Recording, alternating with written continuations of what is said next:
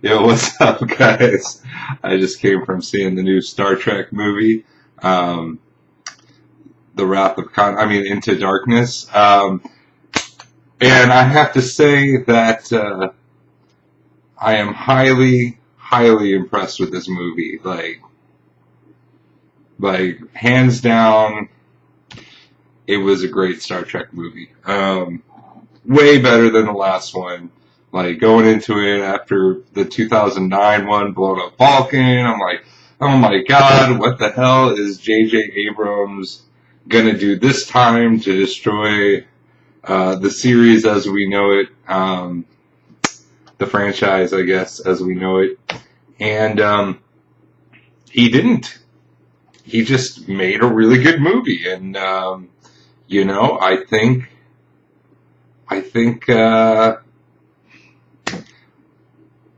I don't know. I don't know what happened. I've been kind of watching some of the interviews and stuff. I think he was really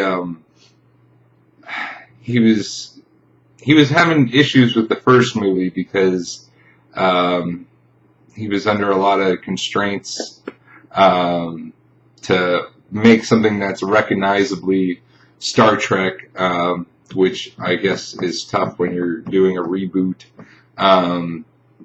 Let's see, and and so, maybe because the characters were already developed and everything in this one before we started the film, maybe that allowed him and the people he worked with to create a better movie, or he just hired better writers this time, or I don't know what happened, but it was a phenomenal film.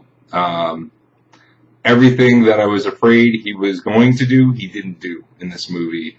And everything that he messed up in the last movie, redeemed it fully in this film. I'm just blown away. Oh, and see it in 3D. I hate 3D movies. And I was like, I don't know if I should see this in 3D or 2D because I like 2D movies better than 3D. But I was like, I'll roll the dice. I'll go see it in 3D if I really think that 3D messed up the movie, I could go see it again in 2D. The 3D was not overly done.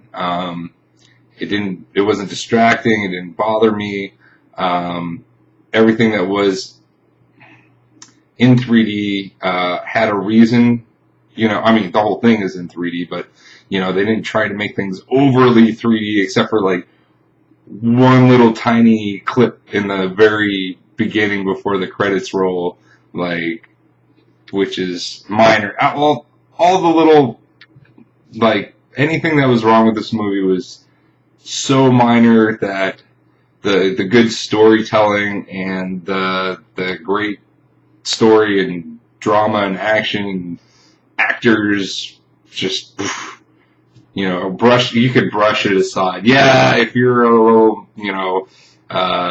sci-fi Nazi who's going to pick everything apart, there were a couple little teeny tiny things in this movie to pick apart.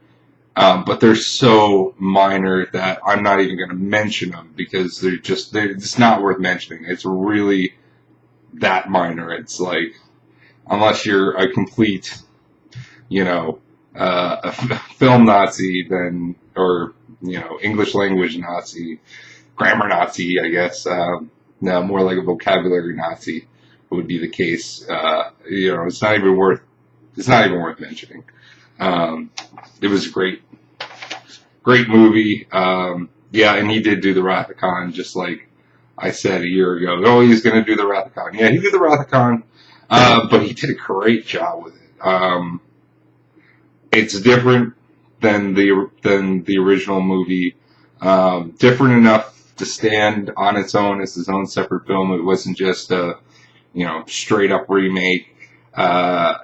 He had enough. It was unique enough that you didn't know what was going to happen, which is hard to do when you're doing a remake of a movie that everybody has seen a million billion times. It's like, oh my, I know exactly what's going to happen next. At no point in this film did I have any idea what was going to happen next. And when it did happen, I was like, it wasn't getting mad at him for doing something awful like in the 2009 Star Trek, and just sinister and,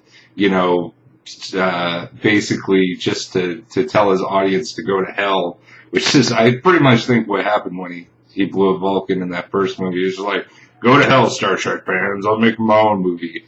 I think he even said that in a couple interviews. But, no, in this movie, like, when the new unexpected things happened, I'm trying not to spoil too much here, but it was